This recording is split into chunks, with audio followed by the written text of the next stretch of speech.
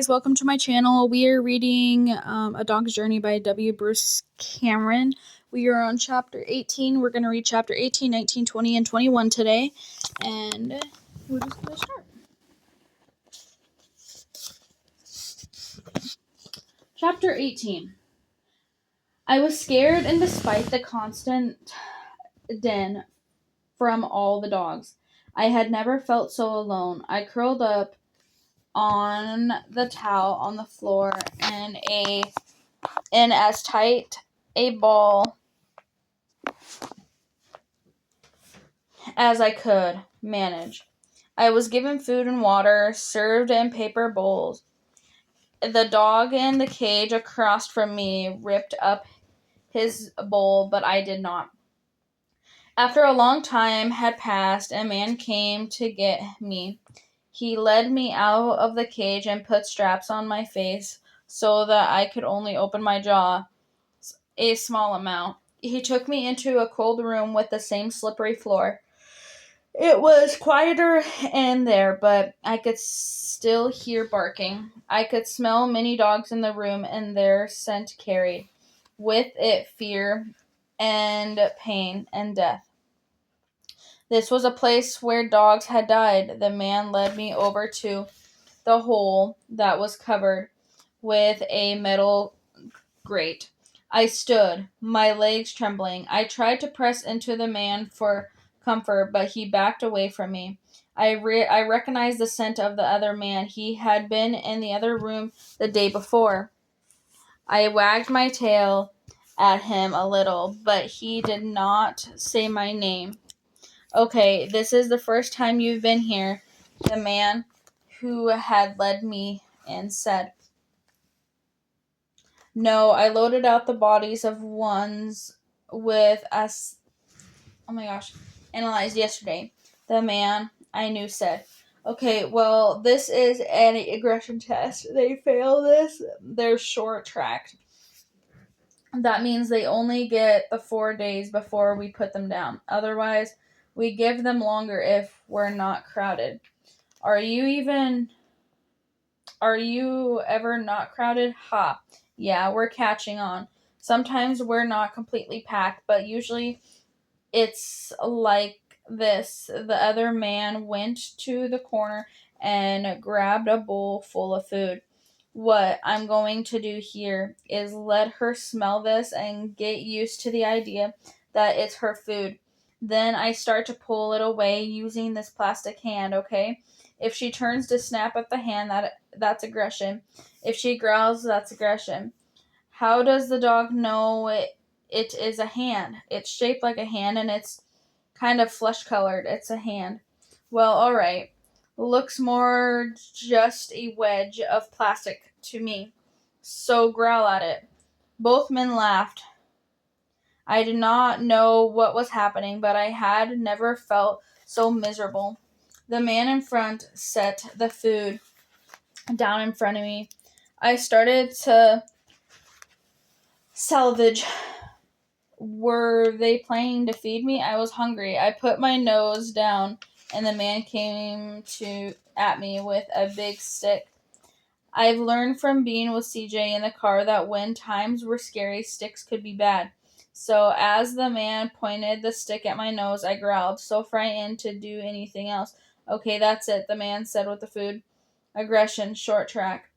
But the owner said she was coming back, the other man objected. They all say that. Helps them feel better when they're dropping off Fido.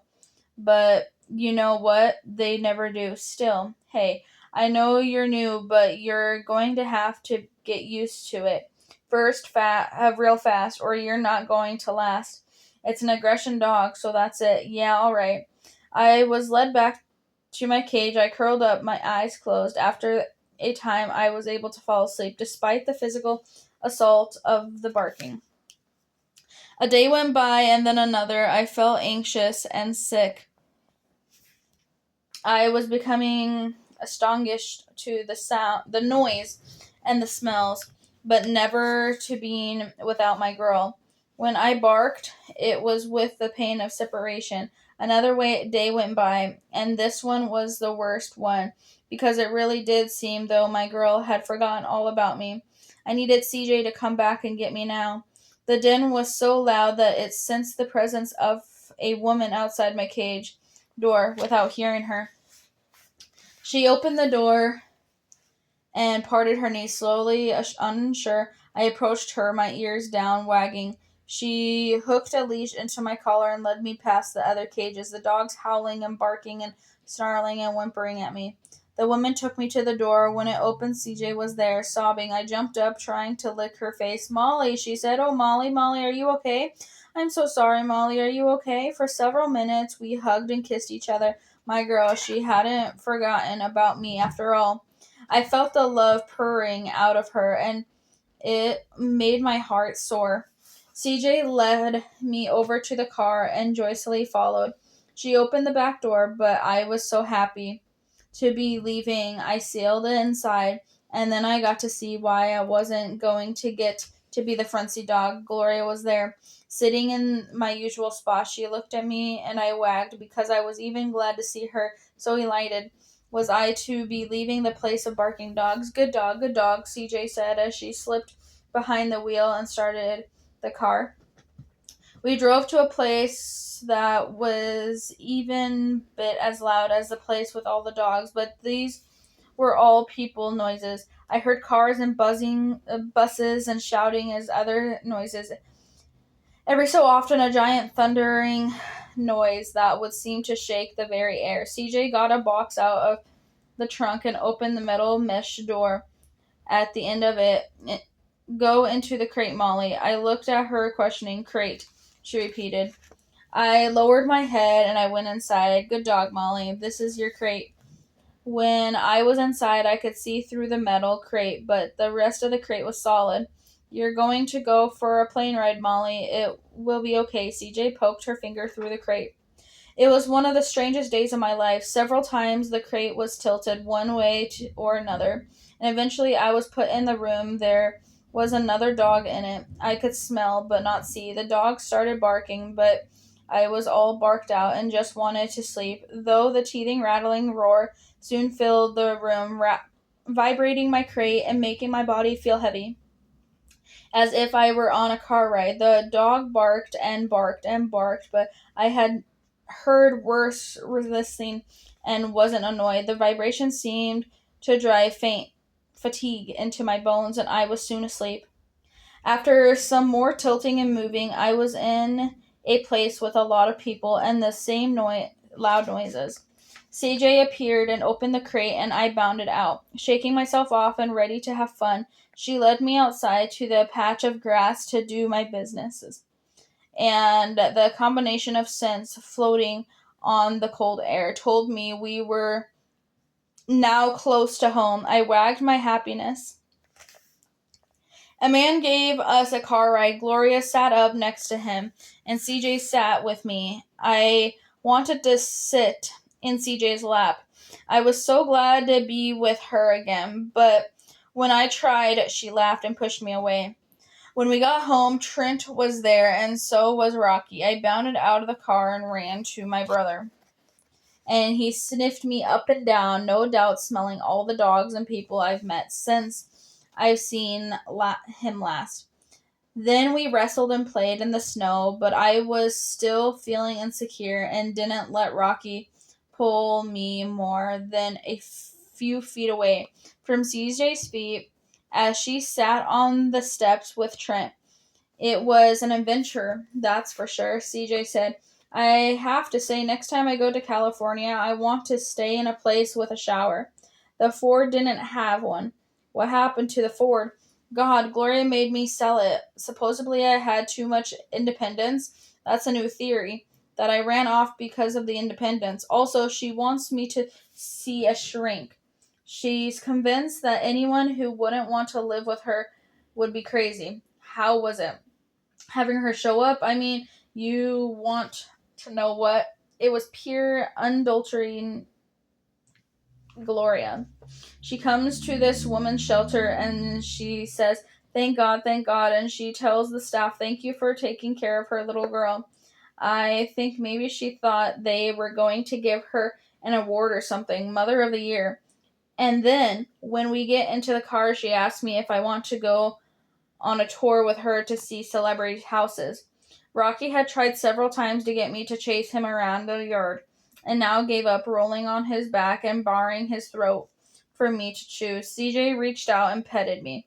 It felt so good to be home. So then she gives me this lecture and tells me she's already arranged for a broker to sell the car, which is an impound, I guess. And then we go out to eat as the Envy, which is this restaurant where you're supposed to be able to see all these movie stars. She tells me she's disappointed in me and that she loved her mother, which is this thing she always says, that her mother was worse and yet Gloria still loved her, so that makes me, I don't know, weak or something. So I'm trying to talk to her about it, about why I ran away. And she interrupts me to ask if I want to try her wine because in California the wine is as good as in France. In a restaurant, she wants to give a minor wine, and then we pick up Molly and fly first class, and she flirts with a flight attendant the whole way. She thinks that's because he kept asking if she wanted more wine. He must have had a crush on her, though. He was like 25 years old and obviously not into women, if you know what I mean. What about Molly? I mean, what happens now? Well, that's the question, isn't it? I told her if anything ever happens to Molly again, I'm going to write a book about how I was forced to run away because my mother was a dog abuser, and I'm going to self-publish it and go on national book tour. That gave her something to think about. Rocky and I both stopped wrestling when we heard my name. Now we jumped up and tried to climb on my back. Rocky, stop that, Trent said. Rocky dropped off of me and went over to Trent to reassurance. Let's walk, CJ, standing up. She and Trent snapped leashes into our collar, and then we went to the side gate and down the street. It felt so great to be going for a walk. Oh, and then she tells me how helpful Shane was, and he was the one who said I was in LA. This is after I told her what a creep he is. She takes his calls and chats with him and probably does her laugh and everything. I tried to find you, on the internet. I was looking at posting anything with your name on it. I should have called. I'm sorry. It wasn't the best time for me. And when things are bad, I can't make myself communicate. I found something, though. While I was looking, Trent said, what? Actually, it's more like what I didn't find. I just noticed that on the real estate office site where your mom has an office, her picture is there, but there are no property listings for her. Is it her glamour shot? I hate that. Yeah, I think so. It's really fuzzy out of the focus. She's pretty sure that someone's going to see that picture and sign her to a record deal. You can go back 3 years on the site and find sales. Your mom's name isn't on any of them. What does that mean? I guess it means that in the past 3 years, your mother hasn't sold or listed a house. You're kidding. No, check it out. Check it yourself. I had no idea. She never said anything about it. Rocky went rigid and saw it at the same time I did. And Squirrel had bounded into the street and was now frozen, staring at us, probably paralyzed with fear. Our paws digging into the snow, and the two of us strained at our leashes. The squirrel darted over to the tree and scrambled up it. CJ and Trent led us over to the tree. Rocky put his paws on the tree and barked in joyous noise that let the squirrel know we could have caught him if we were really tried. Hi, a woman called from behind us. I lifted my nose and I could smell that I met her before. Tough. I wasn't sure where. Shirley, hi, CJ said. This is my friend Trent. The woman bent and held out her hand for Rocky and me to sniff. She had a glove on that smelled delicious, but I knew better than to try to take it in my mouth. Hi, Trent. Hi, Molly. We met at the Christmas party, Trent said. Yes, of course, Cheryl said. They stood talking for a little bit. Rocky and I kept glancing around for squirrels, but then some uneasiness came over to my girl and I snapped my attention back to her. CJ said. She and Trent looked at each other. Cheryl at the party when Molly signaled We never heard. The woman nodded. Of course. Well, there was a lump, but it was so small. I was so busy. I would have kept putting it off if I hadn't been for Molly. I wagged. We caught it in the plenty of time, my doctor says. So the woman gave a light laugh. I called and told your mother about it all. Didn't she say anything? No, she didn't mention it, but I've been traveling. The woman leaned over and kissed me. I wagged, and Rocky stuck his head in the way. Thank you, Molly, the woman said. You saved my life. When we got back to the house, Trent and Rocky left, and CJ and I went inside. There was a room I never went into because it was where Gloria liked to sit and look at papers, and this was where we went now. There were no food or no toys, so I had no idea why we'd bother with the place. CJ pulled open drawers and looked at the papers while I curled up in a ball and contemplated a nap. Oh no, CJ said quietly. I heard a word, no. But it didn't seem that I was a bad dog. CJ suddenly stood up and went down the hallway. She felt angry and she was stomping her feet. Gloria, she shouted. I'm back here. She went to Gloria's room. She was sitting in the chair in front of the television. What are those? CJ asked loudly, rattling the papers. Gloria started. Her eyes narrowed and then sighed. Oh, those. Is our house in foreclosure? I don't know. It's too confusing, but it says we're 6 months behind. 6 months? Is that true? That can't be right. Has it been that long, Gloria? It says we're in foreclosure proceedings. If we don't do something, we're going to lose the house. Ted said he could loan me some money, Gloria said. Who's Ted? Ted Pearson? You'd like him. He looks like a male model. Gloria, there are all kinds of bills in your desk that aren't even open. You've been snooping in my desk? We're behind in our house payment, and you don't think I have the right to know about it? That office is my private place, Clarity. The anger was slowly leaving my girl. She dropped into a chair, the papers falling on the floor. I sniffed at them. Well, okay, CJ said. I think we're going to have to tap into Dad's trust. Gloria didn't say anything. She was looking at the television. Gloria, are you listening?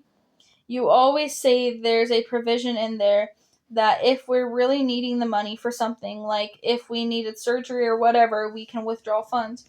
I'd say losing a house counts. What do you think we're behind in first place? Sorry, there wasn't enough in there. CJ was very still and I could hear her heartbeat. I nuzzled her hand in concern, but she ignored me. What are you saying? Are you saying you took the money? Dad's money? My money? You took my money? It never was yours, Clarity. It was a trust your father set up so that you could live. All the money I spent was for you. How do you think I paid for your food, for the house? How about your trips, the cruise? The cruise? You invaded the trust so we could go on a cruise ship? Someday you'll be a mother yourself. Then you'll understand. What about your stuff, Gloria? What about your cars, your clothes? Well, obviously I had to have clothes. CJ jumped onto her feet. The rage in her made her whole body rigid and cowardly from it. I hate you! I hate you! You are the most evil person in the world! She screamed, sobbing. She fled down the hallway, and I was right on her heels. She scooped up something from the kitchen counter as we went to the door, and she went to Gloria's car and opened the door. I jammed it in the front seat. CJ was sobbing.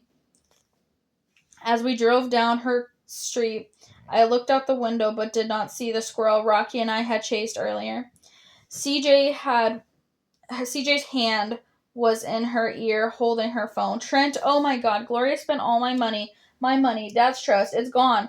She said she took it out for me, but that's a lie. It's a lie. She went on vacations and she bought herself stuff and it was all my money. Oh, Trent, that was my college fund. That was my, oh God. The grief in CJ was overwhelming. The whimpered, putting my head on her lap. Oh no. No, what? No, I left. I'm driving. What? No, I didn't steal her car. It's not hers. She bought it with my money, CJ shouted. She was quiet for a moment. She wiped her eyes. I know. Can I come over? I got Molly. I thumped my tail. Wait, CJ said. She was quiet, her body still, and then a new emotion boiled up in her fear. Trent, it's Shane. He's right behind me. CJ twisted in her seat, then faced the front. I felt the heaviness that I knew meant the car was changing speed. No, I'm sure. He's following me. I'll call you back. CJ tossed her phone into the seat and bounced and fell onto the floor in front of me. I looked at it, but electually not to climb down and sniff it. Hang on, Molly, CJ said. I had trouble holding myself steady. I heard a car honk. The car turned and I fell against the door. We stopped suddenly and then we were driving again. Another turn came. CJ took a deep breath. Okay. I think he's gone, Molly, she said. She leaned over to pick up her phone, grunting, and then something slammed me so hard I lost track of everything. I heard CJ screaming, and a shock of pain went through my body, and I couldn't see. I felt us falling. It took me a long moment to understand what was happening. I was no longer in the front seat. I was lying on the inside of the roof of the car, and CJ was above me in her seat. Oh God, Molly, are you okay? I could taste blood in my mouth, and I was not able to wag my tail or move my legs. CJ unbuckled herself and slid out of her seat. Molly, she screamed. Oh God, Molly, please, I can't live without you. Please, Molly, please. I felt her terror and her sadness and wanted to comfort her, but all I could do was look at her. She cradled my head in her hands. Her hands felt so good on my fur. I love you, Molly. Oh, Molly, I'm so sorry. Oh, Molly, she said.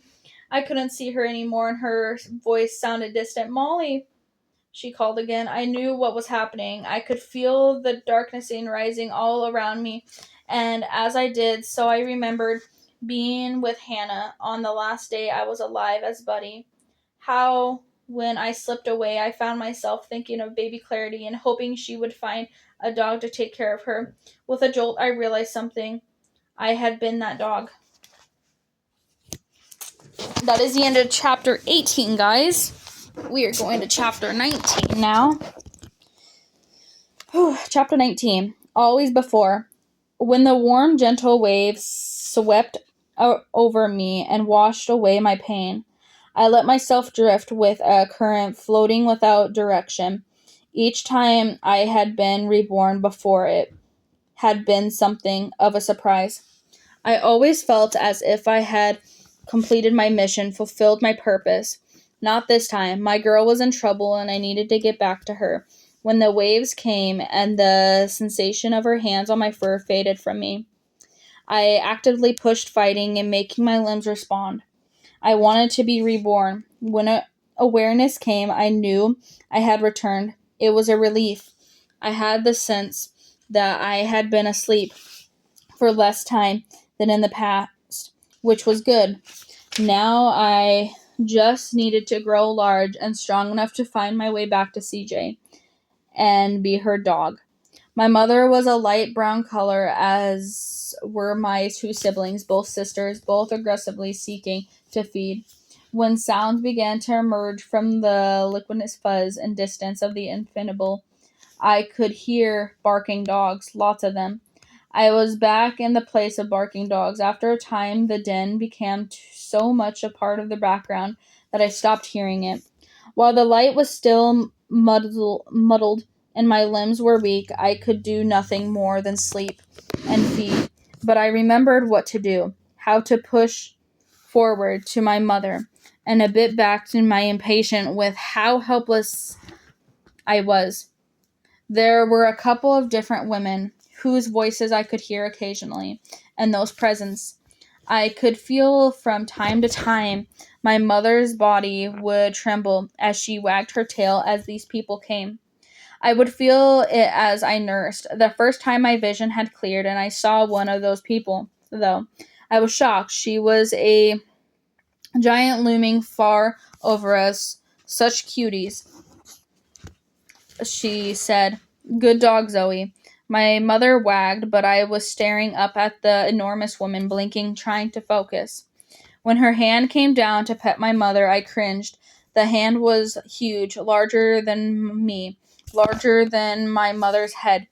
As we got older, I watched my sister skittering over to say hi to the giant woman. When they came to the cage, fearful, I hung back, not even trailing after my mother. When she went to be petted, why weren't my siblings afraid? When the woman picked me up, her hands enveloped me like a blanket. I growled at her, though her strong fingers held me trapped. Hello, Max. You are a fierce dog. You are going to be a watchdog. Another giant woman came up to peer at me. I growled at her too. I'm thinking the father is a Yorkie, maybe, she said. Sure, it looks like a Chihuahua. Yorkie mix, the woman holding me said. Her name, I would soon learn, was Gail. And of all people in the loud place, she spent the most time with me. They called me Max, and my sisters were called Abby and Annie. When I played with my sisters, it was always with a sense that what I should really be doing was finding CJ, though always before, when I'd been in a place of barking dogs, she'd found me. What I needed to do probably was wait, and she'd come. My girl had always come. One day, Abby, Annie, and I were let out into the small pen with some other dogs. They were all puppies and ran to meet us. Too young to know you're not supposed to directly touch noses and jump up on the other dog without pause.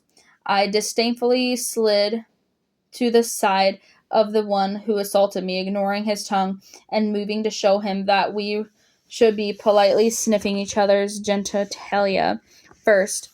There were other dogs in the other pens, and when I gazed through the chain fence at them, I received a shock. They too were enormous. Where was this place where the dogs and people were gigantic monsters? I went to the fence to sniff a white dog, and he lowered his head, and it was 10 times the size of my mother's. We sniffed through the fence, and then I backed up, barking, letting him know I wasn't afraid, though of course I was. It's okay, Max. Go play, gal, the giantess said to me. Other than we were in the pens, we were allowed no time to be off leash. I was being led down a hallway full of cages and dogs back to my cage when I spotted the dog who looked a little like Rocky. Same eager set to the head, same thin boned legs. I knew it wasn't Rocky, but the resemblance was so strong it made me pause. Though this dog, like so many others in this place, was gigantic, that's when it occurred to me. It wasn't that the people and the dogs were huge, it was that I was little. I was a tiny little dog. I met tiny dogs in my life, of course, but I had never before considered that I might be one. I had always been large because people sometimes need the protection of a large dog affords them. CJ certainly did. I remember being in the car with her when the man tried to get inside and hit the window with a stick, and I made him go away by snarling at him. Would a tiny little dog be able to accomplish that? Yes, I decided. When it happened again, I could still snarl, still let the man know that if he opened the door, I would bite him. Wrestling with a little dogs had taught me they have very sharp teeth. I would just have to convince bad men that I would be willing to sink mine into their hands. I would stop them from trying to get into the car. Back in my pen, I watched Abby and Annie play, and they watched me watch them. Naturally, they were looking at me for leadership, as I was obviously the more experienced dog, or at least they shouldn't through. When I went to join their frolicking, they ganged up on me instead of submitting to my dominance. That was something else. Little dogs usually wound up on their backs, pinned down. I would have to work hard to prove that. Just because I was small, I wasn't a dog that others could oppress. I put my new resolution into action, and the next time we were penned into other puppies, letting them know that no matter what their size, I was the dog to pay attention to. A goofy black and brown canine, all feet and ears, obviously destined to be as big as Rocky. Someday, though, he'd put me down with his superior weight. But I slipped out from his forelimbs and went after him with snapping teeth, and he fell over on his back in docile surrender. Be nice, Max, Gail said to me. Yes, my name was Max, and I was a dog I reckoned with. Once my sisters and I were no longer nursing, we were taken for a car ride in cages to some outdoor pens. Our mother was kept in a separate kennel, which upset Abby and Annie, but didn't bother me. I knew what was coming. It was the time when people came and puppies went home with them. The open pens had no bottoms. They sat right on the ground. I wanted to roll in the grass, luxuriate in the sun, but I was momentarily stunned by the smells and the sounds. The roar of the noise was constant, not with barking, but with the same sort of mechanical rubbles and shrieks that greeted me the day I tilted left and right inside the plastic crate, the day CJ picked me up from the place and barking dogs by the ocean, and the smell cars, dogs, people, water, leaves, grass, and on the top of all food. Great gusts of food smells swirling around me. Abby and Annie seemed dazzled as I was by the sheer volume of sensual stimulus. We just stood there, noses to the wind, drinking it in. Many people came by, peering into the pens, and sometimes spending a little time playing with the dogs within. Look at the puppies, people would say when they gazed into my sisters and me. Abby and Annie would race over in loving enthusiasm, but I always shed away. I was waiting for CJ. Two men were soon kneeling by our cage, poking their fingers through the fencing, and Gail came over to talk to them. We think they have Yorkie in them. Their mother is a Chihuahua over there, she said. Gail opened the gate and Abby and Annie bounded out, and the two men laughing in delight. I slunk along the back of the cage, keeping my head low. That was the last I saw of my sisters. I was glad that the two men were obviously good friends, took them as a pair so Abby and Annie could see each other the way Rocky and I stayed together. Don't worry, Max, you'll find a home, Gail said to me.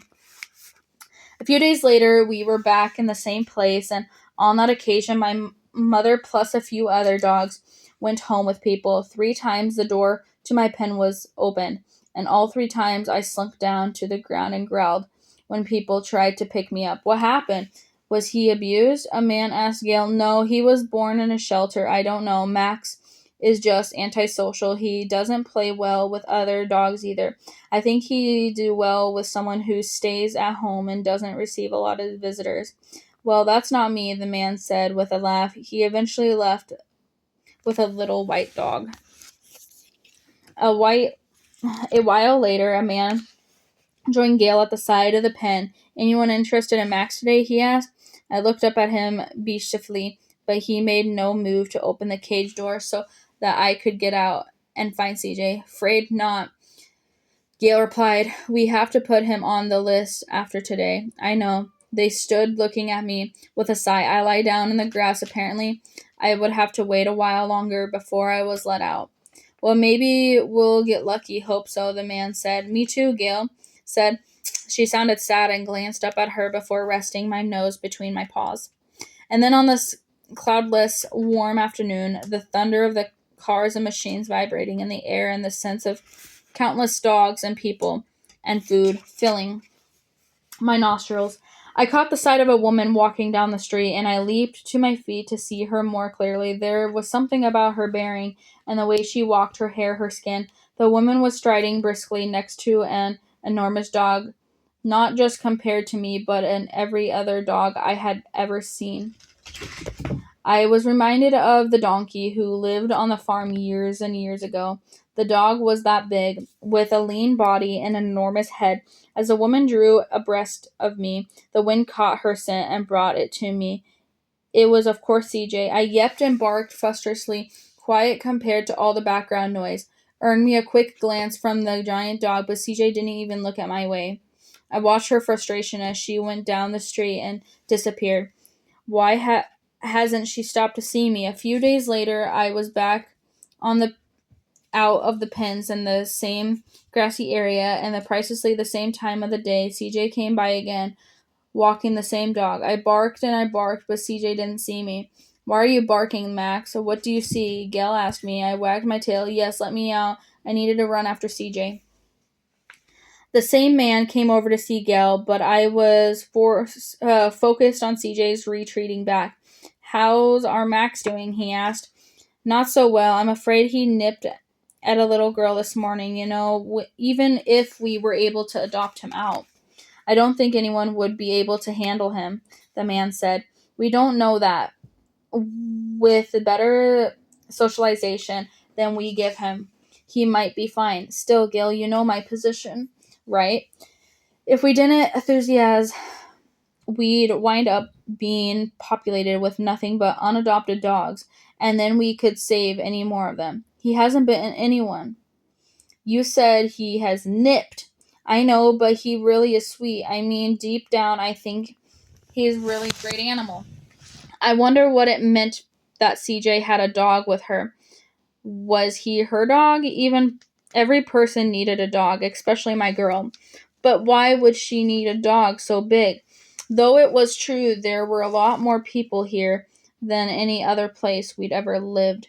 So perhaps a big dog like that would be more protection in case several people tried to get in the car at one night of the rain.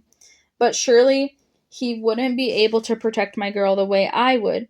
Only I had known CJ since she was a baby. Tell you what, the man said to Gail.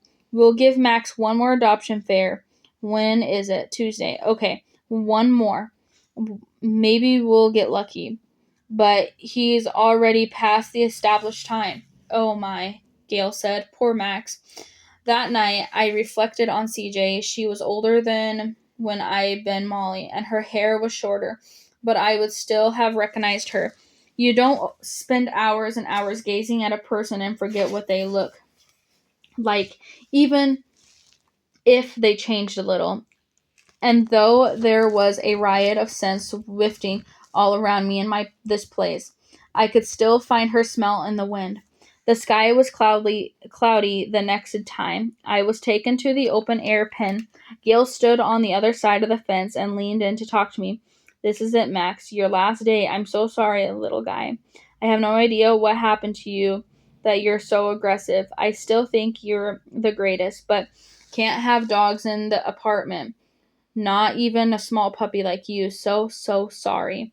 I was expecting to see CJ until late in the day, but after only a half an hour, I spotted her carrying 2 bags and walking alone without a big dog. I yipped at her and she turned and saw me. She looked right into my eyes. She seemed to slow for a second, glancing at the cages and people out on the grass, and then, astoundingly, she kept right on walking. She looked at me in my eyes. I yelped and then sobbed, scratching the fence. Gail came over. Max, what is the matter? I kept my focus on CJ, crying as loud as I could, my heartbreak and frustration pouring out of me. I heard the cage door rattle, and then Gail was bent down, snapping the leash into my collar. Here, Max, she said. I lunged, snapping my teeth, clenching so close to her fingers I could almost taste the skin.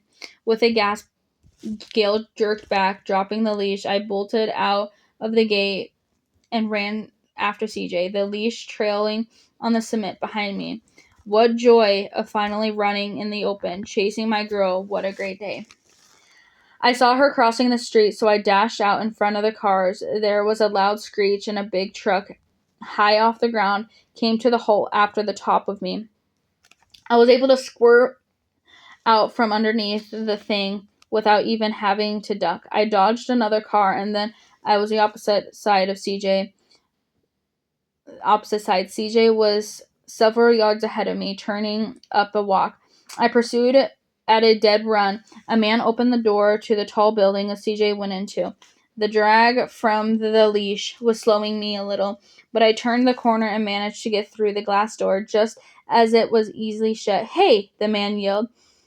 I was in a big room with a slick floor. I shuddered, looking at CJ, and then saw her. She was standing in what I looked like a closet, a light on over her head. Joyfully, I ran across the floor, my nails tickling. CJ looked up and saw me. The doors on either side of her started to come together.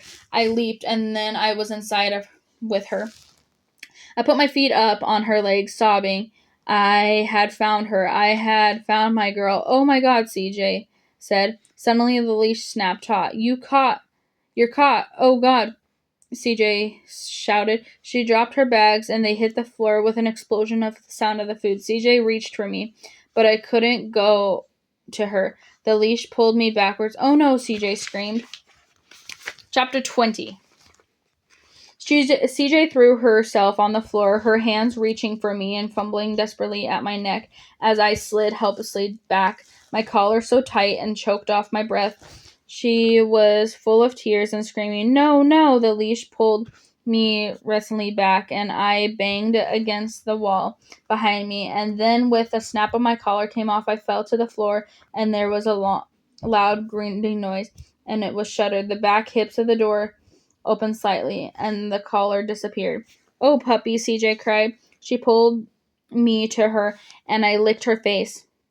It felt so wonderful to be held in her arms again, to taste her skin, and to smell her familiar scent. You could have been killed right in front of me. I also smelled dogs and cats, and of course the pungent smell of liquids leaking from the bag she dropped. "Okay, good dog, good dog. Hang on," she laughed. She scooped up her wet bags. "Oh boy," she said sadly. When the doors opened, I followed her down a sharp, carpeted hallway, the smell of the dog getting stronger. As CJ stopped in front of the door, she fumbled with it and pushed it open. "Duke," she called, nudging the door shut with a hip. I heard the dog before I saw him. He was an enormous canine I had seen walking on a leash with CJ. He was white and gray dog, and blotches of black fur on his chest that were larger in total area than my mother.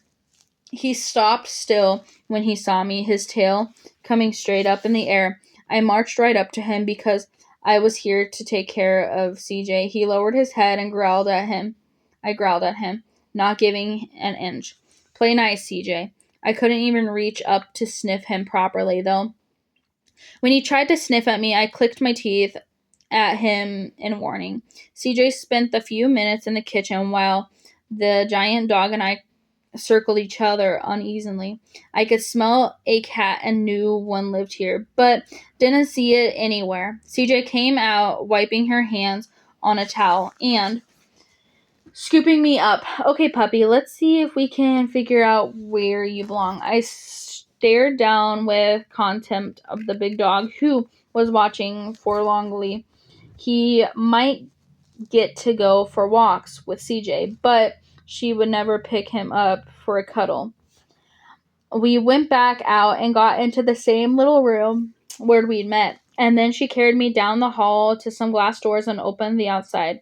The man who yelled at me was there. "Hello, Miss Mahoney. Is that your dog?" he asked. "No, but he nearly got hung in the elevator. David, I'm afraid I dropped a bottle of wine saving this little guy, and some of it seeped to the elevator door. I'll see to it immediately." The man reached a gloved hand towards me, and I gave him a warning growl because I couldn't tell if he was trying to touch me or CJ, and nobody was going to touch CJ while I was around. He pulled his fingers back with a jerk. "Spunky," he said. My name was Max, not Spunky. I ignored him. CJ carried me down the street. It was with an alarm. As I registered the smell of the outdoor dog pens, I squirmed in her arms, turning away. "Hi, I think this might be one of your dogs," my girl said, as I put my head in her shoulder and licked her ear. "It's Max," Gail said from behind me. "Max," CJ said. "He's such a sweetie. He ran right into the elevator in my building as if he lived there. The leash got caught in the door, and I was afraid he was gonna be strangled." CJ was stroking me, and I buried my head in the crook of her neck. I did not want to go back to the place of the barking dogs. I wanted to be right here. "What a love dog," CJ said. "No one has ever called Max a love dog," Gail said. I kissed CJ's face and snuck a look at Gail, wagging my tail a little to let her know I was happy now, and I could go back to taking care of other dogs. What kind of dog is he? The mother is a Chihuahua. The father is, we're thinking, a Yorkie. Max, you're a Chorky. CJ smiled down at me. So anyway, where do you want me to put him? Gal was watching me. Then she looked up at CJ. Truthfully, I don't want you to put him anywhere. Sorry.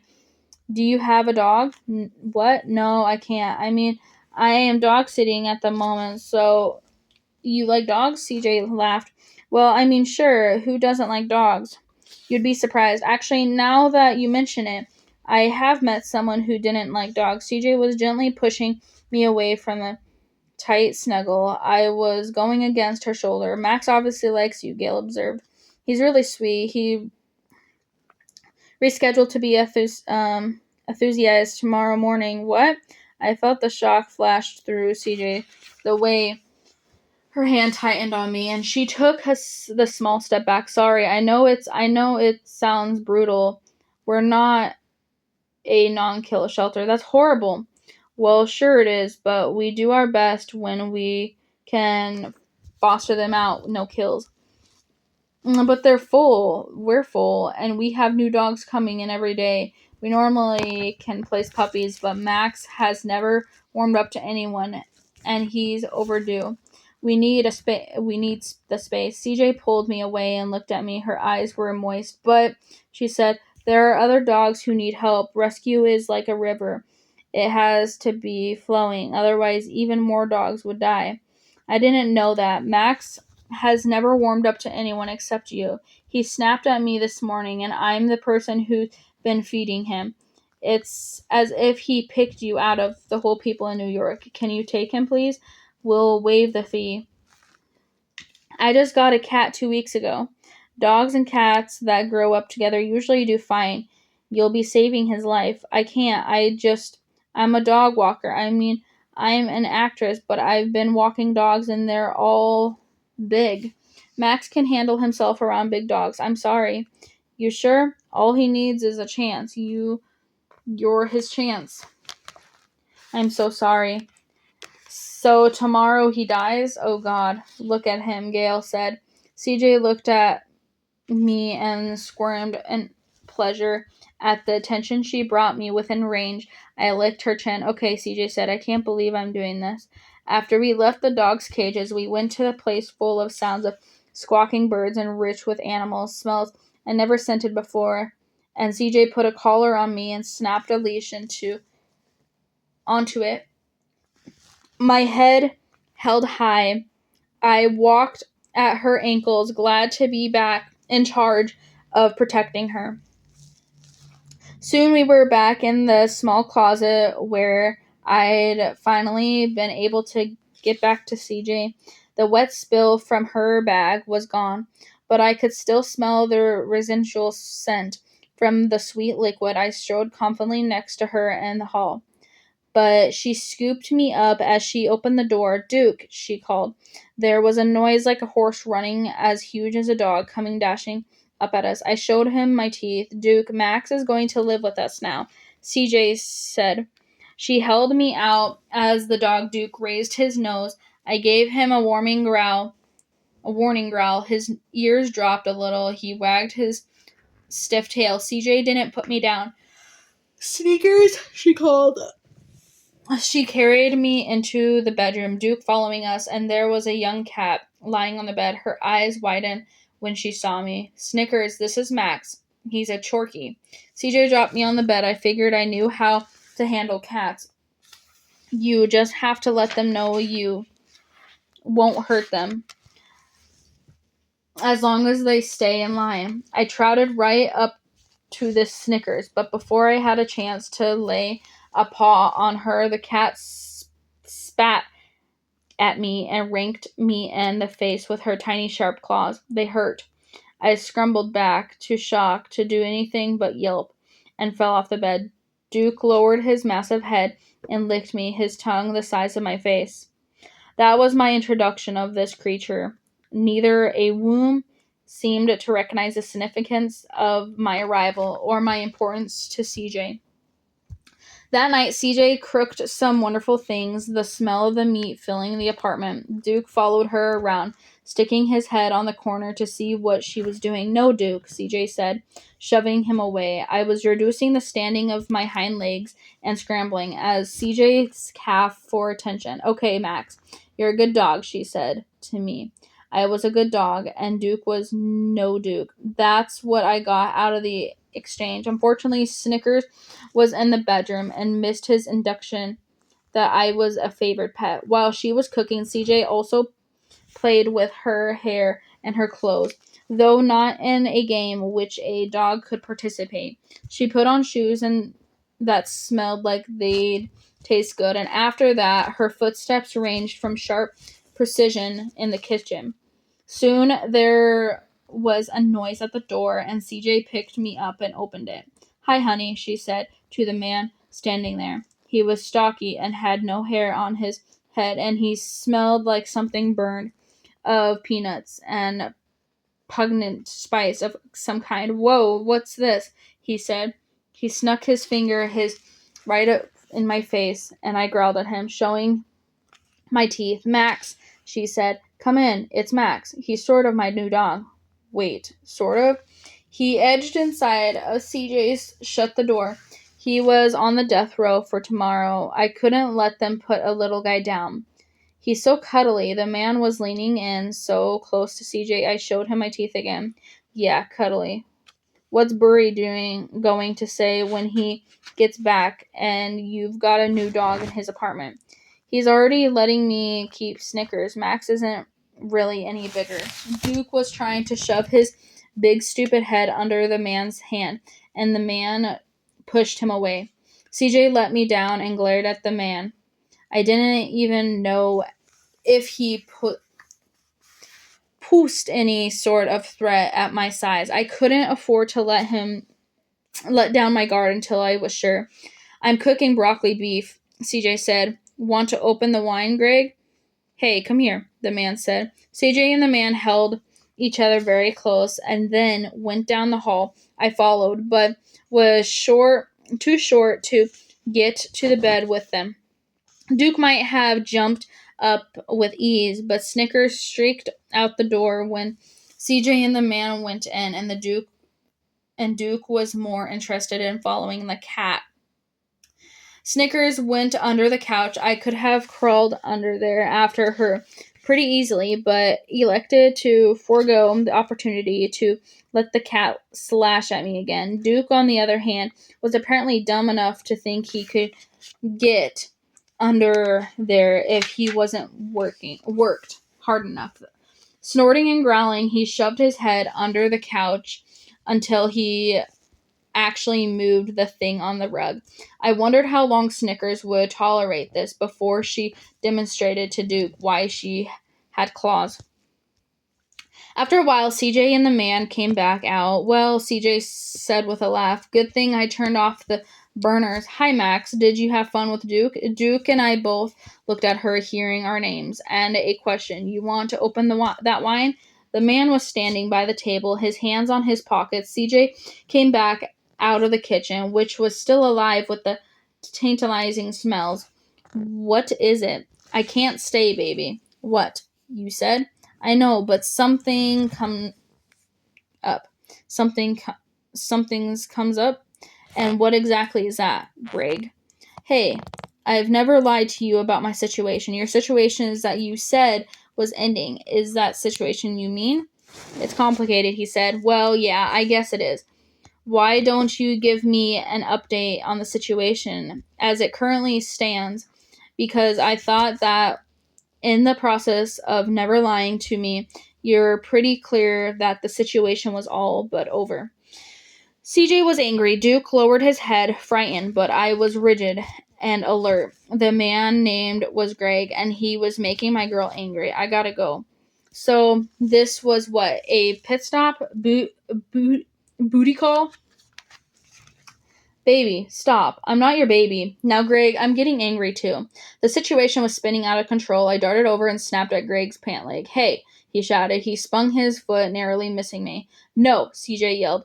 She reached down and picked me up. Don't you ever try to kick my dog. Dogs tried to bite me, Greg said. He's just protective. He was raised in a shelter. Well, you need to train him or something. Okay, let's completely change the subject then and talk about dogs. I don't know what you want, Greg shouted. I'm late to the thing, he strutted rapidly to the door and yanked it open, turning to the threshold. This isn't easy for me either. You could at least show some appreciation for that fact. It certainly is one of more appreciable facts. I'll give you that. I don't need this, the man said. He shut the door forcefully. CJ sat down on the couch and buried her head in her hands. I couldn't get up on the couch to comfort her. Duke came over and rested his giant head on her lap, as if that were any help. She sobbed as she took her shoes off and threw them at the floor.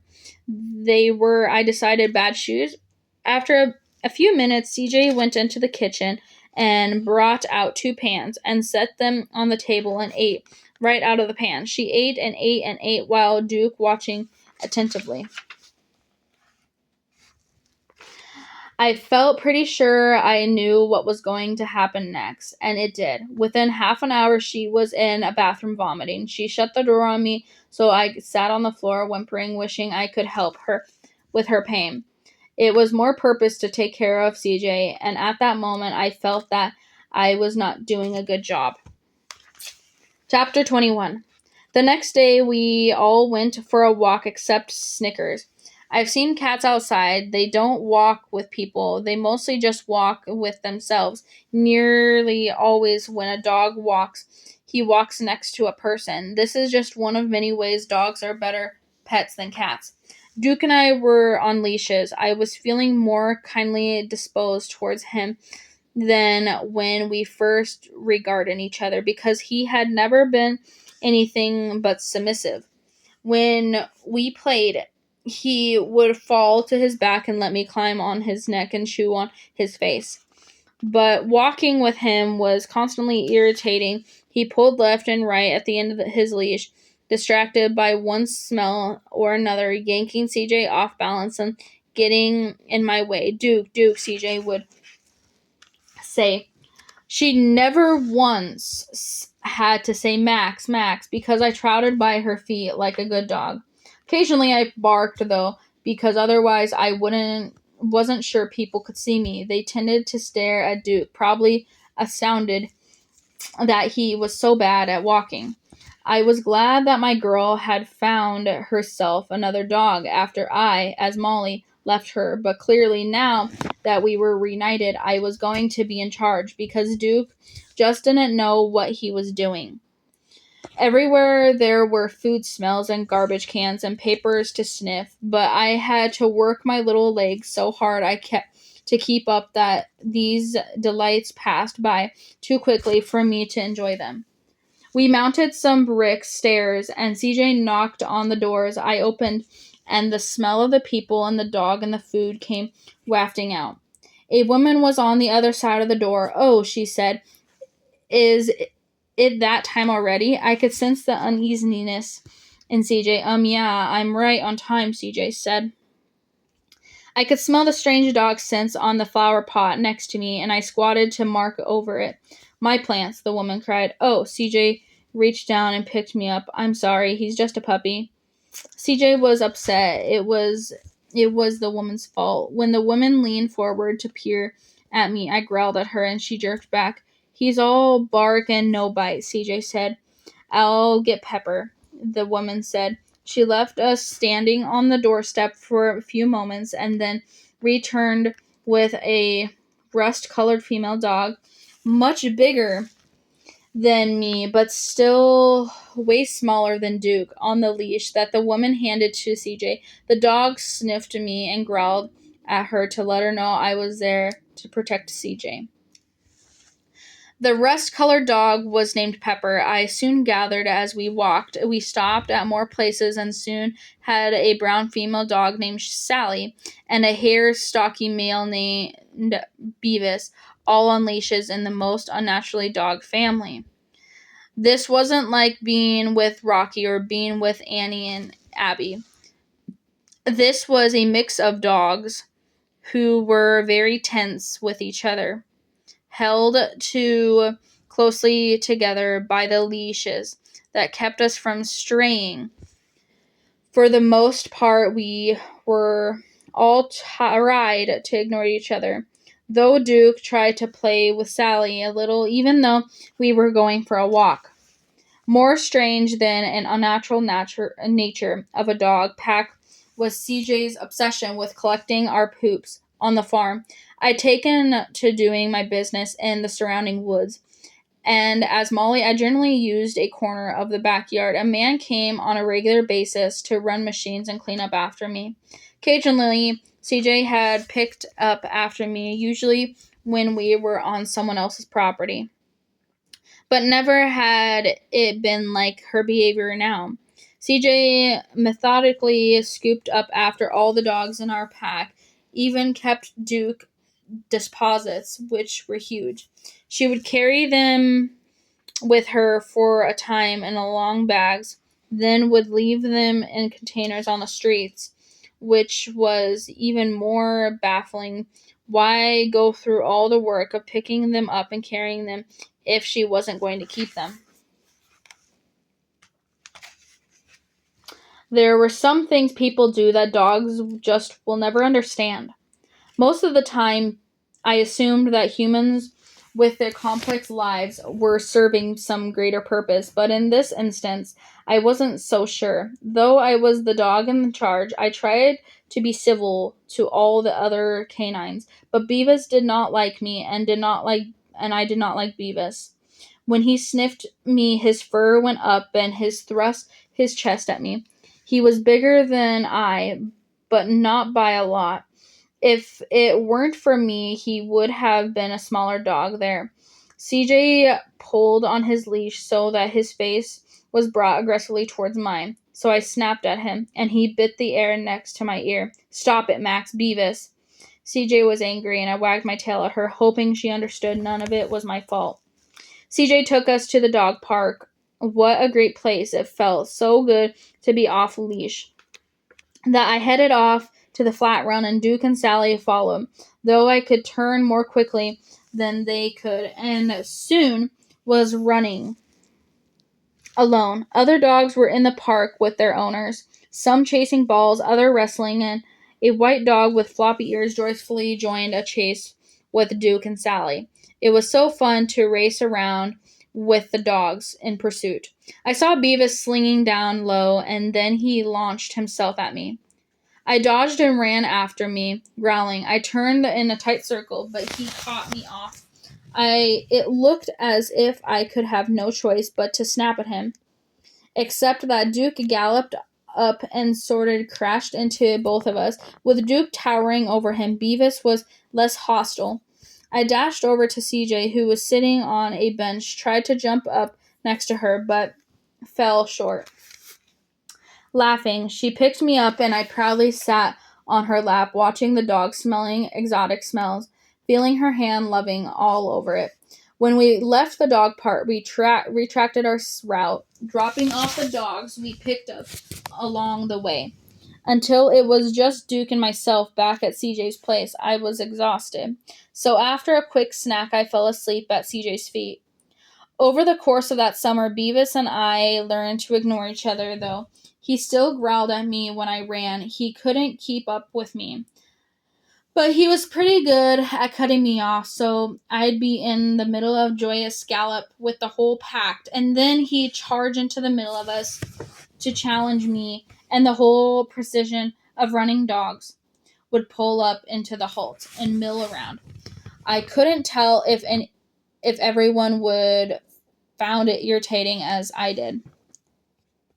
At home, I took on a responsibility of guiding Duke towards some polite behaviors. He didn't understand that my food bowl was off limits, so I was forced to nip at him a few times before recognition dawned in his eyes. He never really ate my dinner or even all of his own meal. most of the time, but I didn't like that huge nose descending from its height and sniffing where I ate. He was also lazy when someone knocked. Duke didn't think to bark until I did, even though we were the only protection CJ had in the world. I therefore had to extraviolate and would bark the slightest sound coming from the direction of the hallway. I knew we were supposed to bark because CJ was always angry when someone knocked. Hey, stop. Quiet enough, she would yell. I didn't understand the words, but the meaning was clear. She was upset with the knocking, and she would keep we should keep barking. When Duke barked, Snickers usually darted across the floor and scampered under the bed. Otherwise, the cat was much less fearful as the days wore on, and after several incidents of close sniffing, even began to play with me. We'd wrestle, and it wasn't exactly the same as wrestling with a dog because Snickers would wrap her legs around me, but it was easier than trying to play with Duke, who was ridiculously large and had to crawl on the floor so I could pin him. The only time there was peace between Snickers and Duke was when CJ would run a machine on the floor that made a loud noise. It terrified Duke, and Snickers cowered from it as well, though. I wasn't worried because it encountered similar machines in my time. After CJ put the machine away, she would cuddle with us, Duke, Snickers, and me pressed up against her on the couch, recovering from the trauma of it all. I knew I was the favorite pet, though, and CJ proved it one evening by snipping the leash on my collar and walking me and only me outside in the warm, humid air. Duke followed us in the door, but CJ told him he was a good dog and to stay, and then was just us two. I was now so accustomed to the roar of the noise outside that I scarcely noticed it, though I still found the tantalizing odor compelling. The leaves were starting to drop off some of the trees and swish along the sidewalk, propelled by the cooling breeze. We walked several blocks as the night fell, and there were a lot of people out, plus many dogs, so I kept my guard up. Finally, we went up to some doors. CJ fiddled with something on the wall and said, "It's CJ," and then there was a buzzing noise, and we went into the building, and my girl carried me up a few flights of stairs. A door opened at the end of the hall, and a man stepped out. "Hi," he called. When he got closer, I smelled who it was, Trent. I was astonished because I had never thought we'd ever see him again. But humans can arrange for whatever they want to happen, which was how, for example, CJ always managed to find me when she needed me. Trent and CJ hugged while I stood on my hind legs and reached up to him. Then he laughed and reached down and picked me up. "Careful," CJ warned. "Who is this?" he asked, laughing delightfully as I licked his face. I was so happy to see him, squirmed his arms, wanting to press them more closely. "That's Max. I can't believe how he's acting. He's never like this. He doesn't like most people. He's such a sweetie kind of dog, is he? He's a Chorky. Half Chihuahua, half Yorkie. That's the best guess anyway." "Wow, I love what you've done with the place." Trent laughed and set me down. He lived in the best house ever. There was not a single piece of furniture anywhere. I could race around and unmeddedly.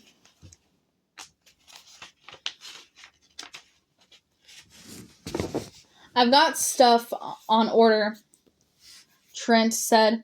"Open some wine? God, is it so great to see you." I explored the house while he and CJ sat and talked. There were two other rooms equally empty. I found myself sniffing for Rocky, but there was no sign of him. My brother must no longer be alive. I wonder why. Trent didn't have a new dog. Didn't people need dogs? "So, how's the new job?" CJ asked.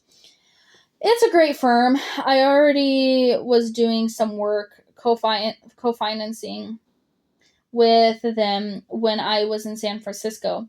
So it's a natural fit. How about you? How's the acting? I've been in a couple workshops. I love it. There's something about being on stage, having everyone listen to me laugh at my lines, applauding. It's the greatest. How odd that's Gloria's child would want to perform so that people would pay attention to her, Trent said. Who could have predicted something like that? And how interesting that an investment banker wants to give me free psychotherapy. Trent laughed. The sound was exactly the same as I remembered. You're right. I'm sorry. I've been in therapy myself. If you live in California, it's mandatory. It helped, though, with some stuff. I'm sorry about Rocky. At the sound of my brother's name, I paused, looking at them for a moment before I assumed exploring. Yeah, Rocky, such a good dog. Stomach torsion. Vet says it happens a lot to bigger dogs. I caught sadness coming off of Trent and raced across the floor and sailed into his lap. Trent caught me and kissed my head. So, how did you come to get Max? My place is right down from where they had this dog adoption at Central Park. Wait, you live by the park? Your acting must be very well. Well, no, I mean, yes, I live in a fabulous place, but my house and pet sitting for a guy, Barry. He manages some boxer dude who is training for a fight in Africa. This puppy is the cutest little guy in the world, Trent said. I know, isn't he? He sure likes you. Hey, let's order food. Just looking at you is making me hungry. What's that supposed to mean? CJ said sharply. I jumped out at Trent's lap and went over to her. You're so thin, CJ. I'm an actress. Hello. Yeah, but leave this alone, Trent. He sighed. We used to be confided in each other, he said after a moment. I've got things under control. That's all you need to know. You only let me get so close and no closer, CJ. Most therapy talk. Come on, I miss you. I miss our conversations. Me too, CJ said softly. But there are some things I don't want to talk about with anybody. They were quiet for a minute. I put my feet on CJ's knees, and she lifted me up and kissed my nose. I wagged. After more talking, a man came and brought bags of food. I loved the generous people who sometimes arrive with warm, delicious smelling meals and handed them over and then left so that people could eat and feed their dogs. We all sat on the floor together, and CJ and Trent ate from the bags and gave me tiny pieces of chicken that I ate and a vegetable that I spat out. What's her name? CJ asked at the point. Leslie. Wait, Leslie? You're dating one of Avon Trapp's? CJ laughed. She's German. I mean, she lives in Tribeca, but she came over from Europe when she was 9. Tribeca? Huh? So you've been coming to New York and not calling me? A little, Trent admitted. That's it. Max attack. Go for the throat. I heard my name but didn't understand what I was supposed to do. CJ was gesturing towards Trent, so I patted over to him and bent down and licked his face, and they both laughed. When we left, Trent and CJ stood at the door and hugged for a long time, and the love flowed between them. I realized right then that what would be best for CJ was if we left Snickers and Duke behind, came here to live in a fun place with no furniture, where she and Trent could love each other. CJ needed a mate, the way Ethan had needed Hannah, and Trent needed a dog. If the other two pets had to come, though, we'd need to at least get a couch for Snickers. It had something to hide under. I'm so glad to see you, Trent said. Me too. Okay, we'll do this all the time now that I'm moving here, I promise. Really? I sat on the floor and had dinner. Maybe the four of us can get together, Leslie and Greg. I mean, sure, CJ said. Trent pulled back, looking at her. What? It's nothing. It's Greg, not his family situation. It's fully resolved yet. Are you kidding me? Trent said loudly. Stop it. You can't seriously be saying. CJ put a hand on his mouth. Don't. This was so nice. Please, please. I know you care about me, Trent, but I can't stand your judgment. I have never judged you, CJ. Well, that's what it feels like. Okay, Trent said. Okay. CJ was a little sad then. The two of us walked out of the place and back home. And that is the end of chapter 20 going, guys. I will see you guys in chapter 22 in the next video. Thank you guys for listening.